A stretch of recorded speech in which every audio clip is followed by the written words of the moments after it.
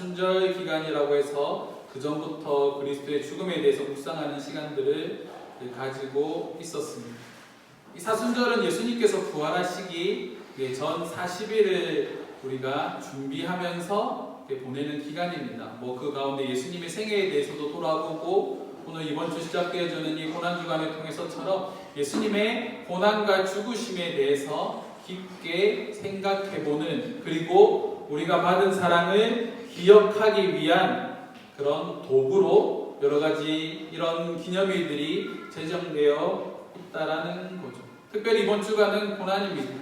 고난주간을 가운데 예수님께서는 이번 주 금요일 십자가에 못 박혀 돌아가시게 되고 주일에 다시 부활하시게 되는 주간입니다. 그래서 여러분들이 이번 한 주 동안 이 그리스도의 고난에 대해서 조금 더 깊게 묵상하는 시간이 되기를 원합니다. 인간이 유일하게 정복하지 못한 영역이 있습니다. 그게 뭘까요? 뭐요? 뭐요? 바닷속? 심해. 네. 인간이 유일하게 정복하지 못한 영역, 죽음입니다. 그러니까 우리가 인간사를 보면 끊임없이 사람들이 이 죽음의 문제를 해결하기 위해서 노력합니다. 진시황 같은 경우는 말이죠. 불로장생하기 위해서 한국까지 왔다고 합니다. 영도까지 왔다고 하는 그런 소리도 있더라고요. 영지버섯회로. 이게 불로장생에 버섯이 좋다 해서 그 버섯을 가지러 영도까지 왔다라는 그런 썰들을 어제 설교 준비하다가 찾아봤는데 그런 것도 나오고요. 우리가 영화나 드라마에서 악당들이 영원한 생명을 얻기 위해서 발악하는 모습들, 그리고 여러 가지 실험들을 강행하는 모습들을 우리가 많이 볼 수가 있습니다. 왜 사람은 이토록 죽음에 대해서 이 죽음을 극복하려고 애를 쓸까요? 사람이 본성적으로 가지고 있는 본질적인 두려움이 한 가지 있다고 합니다. 그것이 바로 죽음입니다. 동물들은 죽는 것을 두려워하지 않습니다. 그래서 사냥할 때 목숨을 걸고 하잖아요. 만약에 항소 같은 걸 사냥할 때도 항소 뿔에 한번 치거나 기린 같은 거 사냥할 때 기린 발에 한번 치면 사자들은 죽습니다. 짐승들은 다 죽게 되어 있어요. 그런데 왜 죽을 걸 알면서도 그들은 그 항소나 기린에게 덤벼들까요? 살기 위해서 본능에 움직인다라는 겁니다. 그들이 가지고 있는 먹어야 산다라는 본능에 따라서 동물들은 움직인다라는 거죠. 하지만 인간은 그렇지 않습니다. 인간은요, 태생적으로 이게 위험한 일들을 꺼려하는 것이 있습니다. 만약에 여러분들이 이 일을 하는데 1억 천금을 준다. 그런데 이 일을 하는데 목숨을 바쳐야 한다라고 말하면 그 일을 할 수 있는 사람들이 과연 몇 명이나 될까요? 드라마에서 킬러들이 동원해서 그 사람을 죽이라고 했을 때 킬러들이 나는 보스를 위해서 나의 고용주를 위해서 나는 절대로 이것을 발설할 수 없다라고 말하면서 당당하게 죽음을 이렇게 선택하는 그런 경우는 진짜 드물잖아요. 여러분들이 1억 천금을 준다고 죽을 수 있는 일을 하라고 말을 했을 때 여러분들 그 일을 선택할 수 있으시겠습니까? 저는 선택하지 않습니다. 1억 천금을 줘도 내가 사는 게 중요하죠. 저는 우리 가족들과 함께, 여러분들과 함께 오래오래 행복하게 살고 싶거든요. 모두가 죽지 않기 위해 몸부림치는 세상 속에서 죽기 위해 오신 분이 있습니다. 그분이 바로 예수님이십니다. 이번 주부터 시작되는 이 고난주간은요, 예수님께서 죽기 위하여 예루살렘 성으로 들어가시고 죽기 위하여 십자가에 자신의 몸을 내어 던지는 주간입니다. 왜 우리는 예수님께서 이 고통을 당하시고 죽으셔야 했는지에 대해서 고민할 필요가 있다는 거죠. 왜 예수님께서 고난을 당하시고 죽으셔야 했을까요? 그 의미를 아는 것이요 바로 우리 믿음의 시작입니다. 예수님께서 왜 죽으셔야 됐는지를 깨닫지 못하면 나의 믿음이 시작되어지지 않는다는 거죠. 왜냐하면요, 기독교 신앙은 내가 죄인이다라는 고백으로부터 시작되기 때문입니다. 내가 본질상으로 죄인으로 태어났고 나의 죄를 위해서 예수님께서 죽으셨다라는 것을 믿는 것으로 우리의 믿음이 시작되기 때문이죠. 그리스도의 대속의 죽음을 통하여서 나를 구원하셨다라는 그 사랑이 깨달아질 때 우리의 믿음이 시작되어진다라는 겁니다. 그래서 이번 한 주 동안 우리가 예수님의 고난과 죽음에 대해서 묵상하는 한 주가 되기를 원합니다. 오늘 말씀을 좀 살펴봅시다. 오늘 말씀에서 우리에게 주는 첫 번째 교훈이 있습니다. 예수님은요, 죽음을 자신의 영광의 도구로 사용하신다는 사실입니다. 오늘 본문 말씀은 나사로의 이야기입니다. 이 나사로가 죽게 되는 이야기를 다루고 있는데, 이 나사로를 살리신 사건은요, 예수님의 공생의 사역 중에 가장 클라이맥스에 해당하는 부분입니다. 가장 영광스럽고 가장 놀라운 기적 중에 한 가지라는 사실이죠. 자, 죽은 사람이 살아난다? 가능하다? 불가능하다? 근데 구약에도 가끔 그런 경우들이 있습니다. 뭐 엘리야 같은 사람들, 그리고 여러 선지자들이 이 죽었던 사람들을 살리는 경우들이 있지만, 근데 그 당시에 살렸던 사람들은 죽은 지 얼마 되지 않은, 시체가 썩지 않은 완전한 죽음이 그들에게 임하지 않았을 때에 그들을 살린 거지만, 오늘 말씀해 보면 나사로는 죽은 지 나흘이나 됐다라고 말합니다. 3일이 지났다라는 거죠. 근데 예수님께서는 이 나사로를 죽음에서 건져내십니다. 아이러니하게도 이 예수님께서 나사로를 살리신 이 사건 이후로 예수님의 이 박해가요, 본격적으로 시작되어지게 된다는 거죠. 이 말씀을 좀 살펴보기 전에 우리 요한복음 10장의 말씀을 좀 살펴볼 필요가 있습니다.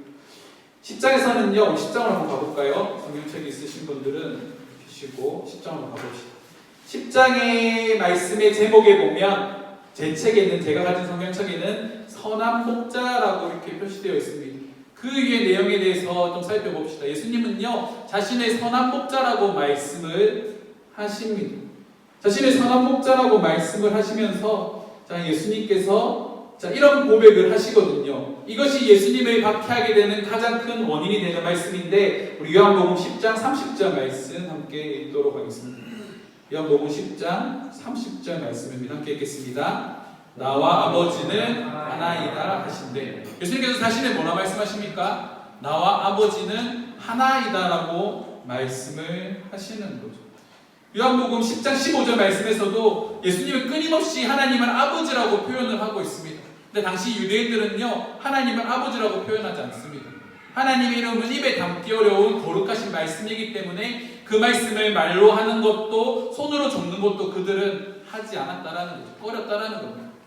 한 가지 간단한 예로, 그들은 하나님이라는 말씀을 적을 때 몸을 깨끗이 씻고 정결하게 한 다음 하나님의 말씀을 기록했다고 합니다. 그만큼 하나님의 이름을 담는 것을 두려워했던 그들이, 그들에게 예수님이 하나님이 뭐라 말씀하십니까? 아버지라고 말씀하시는 거예요. 근데 이 아버지라는 뜻을 우리가 좀 곰곰이 생각해 볼 필요가 있습니다. 아버지라는 표현은요, 예수님께서 하나님이 아버지시고 자신이 아들이라고 하는 표현은 하나님과 예수님이 동등한 존재라고 말을 하고 있는 겁니다. 그 당시 황제들이 그렇잖아요. 황제들이 가지고 있는 그 권력을 자식들이 그대로 가지고 있습니다. 그러니까 절대적인 권력을 가지고 있는 존재라는 거죠. 그런데 하나님과 예수님이, 하나님을 아버지라고 부르고 예수님이 자신을 아들이라고 말하는 것은 자신 또한 하나님과 동등한 능력과 지위와 권세를 가지고 있는 분으로 계속해서 자기를 말하고 있다는 겁니다. 그래서 이 유대인들에게 이 말이 가시가 되는 거죠. 어떻게 인간이 하나님과 같이 될 수가 있어? 어떻게 인간이 하나님과 동등한 존재가 될 수 있어? 라고 말을 듣고 말을 하기 시작하는 겁니다. 그리고 그 말을 듣는 순간 유대인들이요, 우리가 아직 읽지는 않았지만 10장 22절 말씀에 보면 돌을 들어 그들이 예수님을 치려 한다라고 말을 하고 있는 거죠. 하나님과 동등하다라고 예수님께서 말하는 순간 유대인들이 돌을 가지고 나와서 예수님을 치려고 합니다. 그래서 예수님께서 그 상황 가운데 도피하시게 되는 거죠. 그래서 요단강 동편 베레아 지방으로 이동하셔서 머물고 계십니다.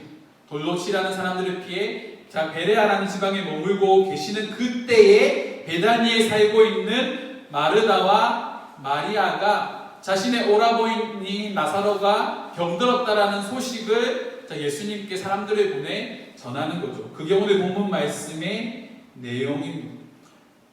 요한복음 11장 4절 말씀에 보면 예수님은 나사로의 병에 대해서 두 가지의 말씀을 하십니다. 우리 첫 번째로 우리 이 말씀을 먼저 한번 읽어봅시다. 함께 읽겠습니다. 예수께서 들으시고 이르시되 이 병은 죽을 병이 아니라 하나님의 영광을 위함이요 하나님의 아들이 이로 말미암아 영광을 받게 하려 하시더라. 자, 첫 번째 이유가 뭡니까? 예수님께서 이 병은요, 누구를 위하여서? 하나님의 영광을 위하여서 나사로가 병들었다라고 말하고, 두 번째는 하나님의 아들이 이로 말미암아 영광을 받게 하기 위해서 나사로가 병들었다라고 말을 하고 있습니다. 이 사건을 통해 어떻게 예수님께서 영광을 받으실 수 있으실까요? 말씀을 계속 살펴봅시다. 요한복음 11장 9절 10절 말씀입니다. 함께 읽겠습니다. 사람이 낮에 다니면 이 세상의 빛을 보므로 실족하지 아니하고 밤에 다니면 그 빛이 그 사람 안에 없는 고로 실족하느니라. 11장 9절 10절 말씀에서 예수님은요, 두 가지 것을 대비해서 말씀하십니다. 바로 낮과 밤입니다. 낮에는 빛으로 인해 주변이 밝게 비쳐서 사람들이 길을 가는데 아무런 어려움이 없지만, 밤이 되면 빛이 사라져서 사람들은 앞을 볼 수 없다라는 거죠. 문제는 그 빛이 어디에 있는가입니다. 예수님께서 이 빛이 어디 있다고 말씀하십니까? 10절 말씀에 빛이 그 사람 안에 없는 거로 실족하느니라. 우리가 일반적으로 생각하는 빛은 밖에 비치고 있는 빛이지 않습니까? 태양빛. 그런데 예수님께서는 이 빛을 다른 의미로 사용하시는 거죠. 자, 이 빛이 누구 안에요? 사람 안에 없으면 실족한다라고 말을 하고 있습니다. 그렇다면 이 빛이 무엇인가에 대해서도 우리가 한번 살펴볼 필요가 있습니다. 요한복음 8장 12절 말씀입니다. 우리 함께 읽겠습니다. 예수께서 또 말씀하여 이르시되 나는 세상의 빛이니 나를 따르는 자는 어둠에 다니지 아니하고 생명의 빛을 얻으리라. 아멘. 예수님은 이 빛이 자신이라고 소개하고 있습니다. 예수를 믿는 자들에게 이 빛이 영원히 함께하게 되는데, 이 빛이 바로 생명의 빛이라고 말씀하고 계시는 것이죠. 자, 죄는 우리가 아무것도 볼 수 없는 어둠으로 우리를 인도했습니다. 바로 이 어둠이 사망인 거죠. 아담과 하와가 범죄함을 통하여서 우리에게 어둠이 다가왔는데, 그것이 바로 사망의 권세라는 어둠입니다. 하나님께서 인간을 창조하셨을 때 어떤 존재로 만드셨을까요? 영원한 존재로 만드셨습니다. 죄가 없는 인간은 하나님과 에덴 동산에서 거느리기 위해서, 교제하기 위해서 만들어졌기 때문에, 영원하신 하나님과 교제하기 위해서는 우리 또한, 인간 또한 영원한 존재로 취급받았다라는 거죠. 하지만 아담과 하와가 범죄함을 통하여서 우리에게 죄가 들어왔고, 그 죄가 우리에게 준 것이 바로 죽음이라는 어둠이라는 겁니다. 이 나사로의 죽음 또한요, 바로 인간이 짊어져야 할 어둠이라는 거죠. 사람은 태어나서 누구나 죽게 되어 있습니다. 그런데요, 예수님은 이 나사로의 죽음에 대해서 뭐라고 표현하시냐면, 그가 잠들었다라고 말씀을 하시는 거죠. 심지어 나사로를 깨우러 가자고 말씀하십니다. 이 사실을 여러분들 잘 기억하시고 계속적으로 말씀을 듣기 바랍니다. 예수님께서 예루살렘에서 2km 정도 떨어진 베다니에 있는 나사로의 집에 도착합니다. 먼저 마르다가 나오죠. 그리고 마르다가 그런 말을 합니다. 예수님께서 이곳에 계셨으면 우리 오라버니 나사로가 죽지 않았을 것입니다라고 말을 합니다. 그녀의 말이 예수님은 다음과 같이 대답하죠. 우리 11장 25절 26절 말씀입니다. 함께 읽겠습니다. 나는 부활이요 생명이니 나를 믿는 자는 죽어도 살겠고 무릇 살아서 나를 믿는 자는 영원히 죽지 아니하리니 이것을 내가 믿느냐. 아멘. 예수님은 자신을 부활과 생명으로 소개하고 있습니다. 태어나서 한번 죽는 것은 사람에게 정해져 있는데, 나를 믿는 자는 영원히 죽지 않는다라고 예수님께서 말씀하시는 거죠. 예수님께서 부활이시라는 말씀은요, 죄의 결과인 죽음에서 이 죽음이라는 어둠을 예수님께서 물리치신다라는 것을 의미합니다. 예수님께서 생명이라고 말씀하시는 것은 죽음이 끝이 아니라 새로운 삶의 시작이 될 수 있다는 것을 말씀하고 계시는 거죠. 그래서 무릇 살아서 나를 믿는 자는 영원히 죽지 않는다라고 말씀하고 계시는 겁니다. 이 말씀을 하고 난 다음에 예수님께서는요, 두 자매와 함께 나사로의 무덤 앞으로 가십니다. 그리고 무덤가에 돌을 옮겨 놓으라고 말씀하시는 거죠. 그런데 그 시체가 3일이 지났다고 합니다. 죽은 지 3일이나 되었다라는 거죠. 이 이집트의 이 이스라엘의 더운 날씨 가운데 시체가 3일 동안 이렇게 방치되어 있으면 어떻게 될까요? 아주 심각하게 부패합니다. 하루만 지나도요 부패하기 시작하는 겁니다. 그래서 동굴의 문을 여는 순간 악취가 나기 시작하는 거죠. 악취가 나고 있다라는 건 죽은 지 나흘 정도가 되었다라는 건 이미 나사로에게 죽음의 권세가 작용하고 있다라는 겁니다. 근데 예수님께서 다음과 같이 말씀하시는 거죠. 우리 요한복음 11장 40절 말씀 함께 읽어보도록 하겠습니다. 함께 읽겠습니다. 40절 말씀입니다. 예수께서 이르시되 내 말을 내가 믿으면 하나님의 영광을 보리라 하지 아니하였느냐 하시니. 뭘 하라고요? 내 말을 믿으라라고 말씀하시는 거죠. 아까 예수님께서 나사로의 죽음의 의미에 대해서 말씀하셨지 않습니까? 그 의미가 뭔가요? 하나님의 영광을 위해서 나사로가 죽었다라고 말을 하는 거죠. 40절에 동일하게 말합니다. 내 말이 내가 믿으면 하나님의 영광을 보리라.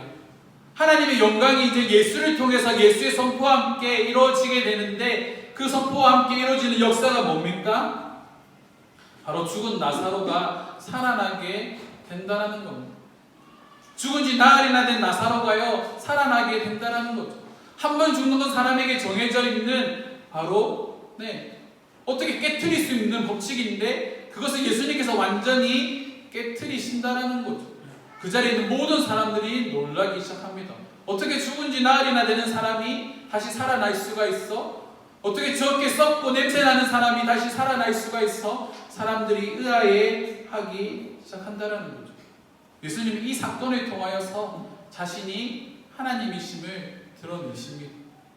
예수님은 이 사건을 통하여서 수많은 사람들이 예수님께로 돌아오는 역사가 일어나기 시작한다는 거죠. 문제는요, 수많은 사람들이 예수님의 이름을 찬양하고 예수님이 하나님이시다, 메시아시다라고 말하는 그 이면에 일어나고 있는 사건이 있는 거예요. 그 이면에요, 유대인들이 본격적으로 예수님을 향한 박해를 시작한다는 겁니다. 그 말씀이 45절 이후에 나와 있다라는 거죠. 예수님께서 이 사망의 권세를 이기신 사건에 대해서 고린도전서 15장 55절 말씀은 이렇게 말합니다. 사망아 너의 승리가 어디 있느냐? 사망아 내가 쏘는 것이 어디 있느냐? 바울이요 사망에 대해서 비웃기 시작합니다. 사망아 너의 승리가 어디 있느냐? 수많은 사람들이 사망하면 죽으면 끝이라고 말했는데, 모든 결과는, 우리 인생의 모든 결론은 모든 어둠들이 사망이라는 것이 승리한다라고 정해져 있다고 생각했는데, 이 사망이 더 이상 승리하지 못한다는 것을 우리에게 보여주고 있다는 거죠. 바울이 말하고 있는 겁니다. 사망아 너의 승리가 어디에 있느냐? 내가 쏘는 것이 어디 있느냐? 이 말씀을 하는 이유가 뭡니까? 예수님께서 이 사망의 권세를 완전히 깨트리셨다라는 겁니다. 사람들은 죽음을 두려워하지만 예수를 믿는 사람들에게 더 이상 이 죽음이 문제가 되지 않는다라는 거죠. 두려움이 되지 않는다라는 겁니다. 저희 어머니가 돌아가시기 며칠 전에 어머니께서 병상에 누우셔서 이 의식이 몽롱한 가운데 찬양하시는 모습을 보았습니다. 이게 암 병동에 있다 보면요, 같은 병동에 있는 사람들이 한 명, 두 명씩 죽어가거든요. 저희 어머니 앞에서 이제 투병을 하시던 분이 며칠 전에 먼저 돌아가셨고, 어머니 그걸 지켜보고 계셨죠. 보통 사람이 어떤 마음이겠습니까? 두렵죠. 사망의 권세가 이제 나를 지배하겠구나, 나를 잡아먹겠구나는 두려움에 사로잡히고 있는데, 저희 어머니께서 그 위에 일주일 사이로 완전히 몸이 악화되셨거든요. 근데 그 악화되는 그 시기에 정신이 몽롱하고 몸이 움직여지지 않는 그 상태에서 저희 어머니가 하셨던 게 뭐냐면, 그 자리에서 찬양을 부르시기 시작했습니다. 보란듯이 이 죽음에 대해서 거스르는 행동을 하기 시작하는 거죠. 하나님의 이름을 찬양하고 하나님께 영광을 올려드리고, 이 죽음에 대해서 도리어 그것을 받아들이고 계시다라는 거죠. 사망의 위협에 대해서 두려워하지 않고 그것을 이기고 계시다라는 겁니다. 이게 그리스도인들이 가진 능력이라는 겁니다. 우리가 죽으면 그 다음에 우리에게 주어진 새로운 삶이 우리에게 있습니다. 이런 새로운 삶이 우리에게 예비되어 있기 때문에 우리는 죽음을 두려워하지 않는 거죠. 아니요, 죽음을 두려워할 수는 있지만 이 죽음이 우리의 모든 것들을 깨트리지 않는다는 사실은 우리는 알고 있다라는 겁니다. 예수 그리스도의 고난과 함께 그분의 부활과 함께 우리도 부활하게 될 것이고, 죽은 지 나흘이나 된 이 나사로가 다시 살아났던 것처럼 우리 또한 다시 살아나게 될 것이다라는 그 믿음이 나를 지배하고 있기 때문에 우리는 이 사망에 대해서 담대할 수가 있다라는 겁니다. 그리스도께서 왜 고난을 받으셨을까요? 이 그리스도께서 고난을 받으신 이유는 이 고난이 끝이 아니라는 사실을 우리에게 보여주기 위함입니다. 신이 인간의 몸으로 오셔서 그 함께 고난을 받으시고 십자가에 못 박혀 돌아가심을 통하여서 그분은 인간이 경험해야 되는 모든 고통들을 다 짊어지셨습니다. 그런데 그 모든 고통들을 다 짊어지고 나시고 부활하셨을 때 예수님은 자신이 받았던 고난의 흔적들을 그대로 가지고 계셨다는 거죠. 그리고 그것을 우리에게 보여주십니다. 그 흉터를 우리에게 보여주시는 거죠. 왜요? 봐라, 내가 고난을 받았지만 이렇게 나의 몸에 이 고난의 흔적이 있지만 내가 지금 이 자리에 부활해서 너희와 함께 있지 않느냐라고 제자들에게 말씀하시는 겁니다. 특별히 도마에게 말씀하시는 거죠. 그리고 하신 말씀이 뭡니까? 보지 않고 믿는 것이 더 복되다라고 말씀하시는 겁니다. 예수님은 그 흔적을 부끄러워하지 않습니다. 왜냐하면요, 그 흔적이요, 예수님께서 살아오셨던 삶이 무엇임을 보여주기 때문이죠. 제가 최근에 SNS에 그런 글을 적었습니다. 제가 읽었던 마음의 시라는 책에 보면 흉터라는 시가 있는데 흉터를 부끄러워하지 말라라고 시인은 말을 하고 있습니다. 왜냐하면 이 흉터가 내가 살아온 삶의 흔적이기 때문인 거죠. 예수님은 자신이 십자가에 못 박혀 돌아가신 것을 부끄러워하지 않습니다. 심지어 부활하셨을 때 요한계시록의 말씀에 보면 예수님은 그 상처를 그대로 가지고 계시다라는 겁니다. 이게 무엇을 의미합니까? 이 상처를 바라보고 내가 부활했다는 사실을 너희들이 깨닫고 너희들의 믿음이 흔들리지 말라는 겁니다. 예수님은요, 이미 자신의 장례를 준비하고 계셨습니다. 자신이 죽을 걸 알고 계셨다라는 거죠. 요한복음 12장에 이 마리아가 예수님의 발에 향유를 붓는데 이 말씀의 병행본문이 마태복음 26장 12절 말씀에 보면 다음과 같이 말합니다. 함께 읽겠습니다. 이 여자가 내 몸에 향유를 부은 것은 내 장례를 위하여 함이니라. 마리아가 향유를 붓는데 제자들이 다 말리죠. 왜 그 값비싼 향유를 낭비하느냐. 그런데 예수님께서 이런 말씀을 하시는 겁니다. 내 장례를 위함이다. 예수님께서는 이미 자신이 죽을 것을 알고 계시다라는 겁니다. 그리고 그 죽음만이 우리를 살리실 수 있다라는 사실을 예수님께서는 알고 계시기 때문에 그 길을 걸어가셨다라는 거죠. 여러분, 이와 같은 사랑이 믿어지십니까? 이와 같은 희생이 여러분들 나에게 다가오십니까? 가끔 상상을 초월하는 그런 사람들이 있습니다. 예전에 몇십 년 전에 그런 뉴스도 나왔거든요. 일본에서 철도에 쓰러져 있는 한 사람을 구하기 위해서요, 대한민국의 한 건장한 청년이 철도에 뛰어듭니다. 그리고 그 일본인 사람을 이 철로에서 건져내고 자신은 열차에 치여서 사망하는 사건이 있었습니다. 참 놀라운 건 이 사람의 죽음에 대해서 그 사람을 살렸던, 그 사람이 살린 그 사람의 가족들과 수많은 일본인들이 그 사람이 죽은 기일이 되면 그 사람을 기억하기 위해서 함께 모인다라는 겁니다. 한 사람이 다른 사람을 위해서 죽은 것조차도 하나의 흔적이 되어서 하나의 기억으로 남아 그 사람이 희생에 된 그 사랑을 기억하고 있는데, 하물며 하나님의 아들이신 그분이 우리를 위해 죽으셨다라는 그 사실을 우리가 기억하기 위해서 우리가 얼마나 많은 노력들을 해야 할까요? 인간은 망각의 동물이지 않습니까? 우리는 하나님의 은혜를 끊임없이 까먹습니다.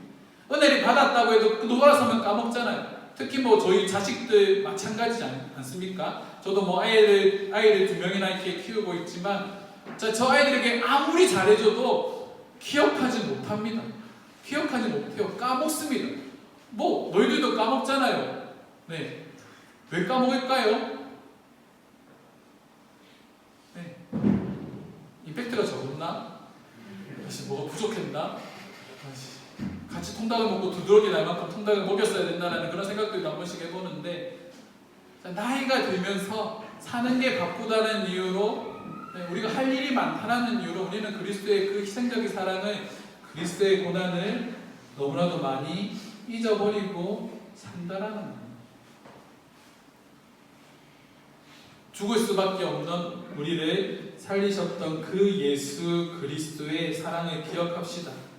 땀이 피가 될 만큼 고통스러웠던 그 모든 순간들을 다 이겨내시고 하나님의 뜻에 따라서 우리를 살리시기 위하여서 십자가에 지신 그 그리스도의 고난을 우리가 기억해야 한다라는 겁니다. 걸음이 길이 되는 사람이 있고요, 걸음이 담이 되는 사람이 있습니다. 길이 대로가 되는 사람이 있고 길이 미로가 되는 사람이 있습니다. 예수님께서 우리에게 열어주신 그 길은요, 우리를 생명으로 인도하는 길입니다. 예수님께서 우리에게 만들어주신 그 길은요, 우리를 영원한 하나님께로 나아갈 수 있는, 우리가 감당할 수 없는 그 놀라운 은혜로 말미암아 우리에게 열어주신 놀라운 대로입니다.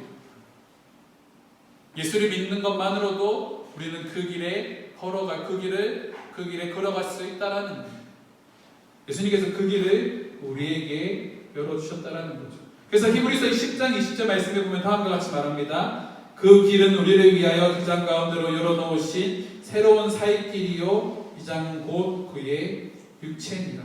우리가 지난주에 이 성막에 대한 영상을 보면서 지성소가 있다고 말했지 않았습니까? 그 지성소 안에는 휘장이 있고 그 휘장 안에 언약궤가 있는데, 그 휘장이 바로 예수 그리스도의 육체라고 우리가 지난주 말씀을 통해서 살펴보았습니다. 근데 그 육체를 예수님께서 찢으심으로 휘장을 여시고 우리에게 열어주신 그 길이 바로 살길이라는 거죠. 유일한 살길, 우리에게 영원한 생명을 주시는 그 생명의 길로 인도하시는 유일한 살길이 바로 예수 그리스도라는 겁니다. 그래서 우리는 예수를요, 중보자라고 부르는 겁니다. 유일한 중보자라고 부르는 거죠. 사망에서 생명으로 우리를 이어줄 수 있는 유일한 길 대신 그 예수 그리스도, 그를 위하여서 예수님께서 이 땅 가운데 오셨다라는 겁니다. 사랑하는 성도 여러분, 그 사랑을 잊지 마시기 바랍니다. 그것이 우리가 하루를 살아가는 삶의 의미가 됩니다. 그리스도인들이 행하는 선행들, 우리가 가난한 자, 소외된 자, 고아들을 돌아보는 이유가 무엇입니까? 하나님께서 나에게 행하신 그 사랑을 내가 보답하고 기억하기 위함입니다. 그리스도께서 나에게 행하셨던 그 사랑이 얼마나 큰지를 끊임없이 기억하면서 내가 그리스도의 그 희생의 사랑을 내 마음속에 새기는 거죠. 그래서 그리스도인들의 길이 바로 십자가의 길이라고 말씀하시는 겁니다. 말씀을 정리하겠습니다. 바로 이와 같은 삶, 우리에게 새겨지는 그 흔적들을 그리스도의 흔적이라고 말합니다. 이 흔적은요, 우리가 잘 알죠. 스티그마라는 단어입니다. 근데 이 스티그마라는 단어는요, 우리 육체에 새겨진 흔적입니다. 우리가 우리 몸에 새겨진 그 흔적을 보면서 우리가 그리스도의 사랑을 기억하는 거죠.